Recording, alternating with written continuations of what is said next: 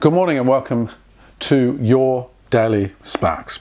Sometimes it takes a while for young people to find themselves. Amy Carmichael grew up in Belfast, enjoying a carefree life until her father died and left the family debt-ridden. Her ensuing pressure helped to direct her attention to spiritual things. Then in 1886, she gave her life to Christ. Well, from the start, she wanted to serve Jesus, and on January 13th, 1892, she sailed to Japan. But she didn't seem to fit in there, and Amy's struggle to find a place continued. She left for Shanghai and then, to the dismay of her friends, abruptly sailed for Ceylon, modern-day Sri Lanka.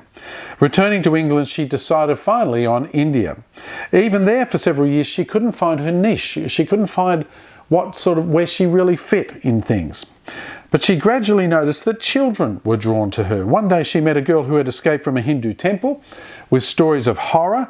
The Hindus were secretly using children as temple prostitutes, and parents sold their baby girls to the temple to marry idols and commit harlotry there. Now, most people disbelieved such stories.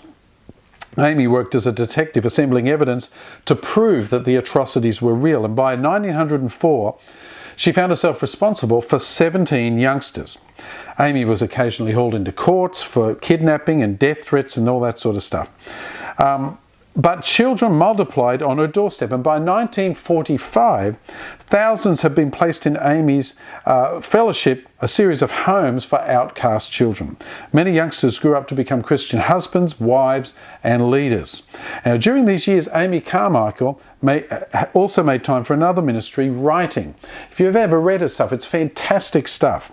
By the time of her death at Donville in 1951, aged 83, she had written 35 books on her work in India and on the victorious Christian life.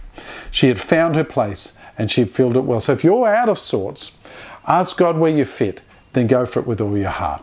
We'll see you tomorrow on Sparks.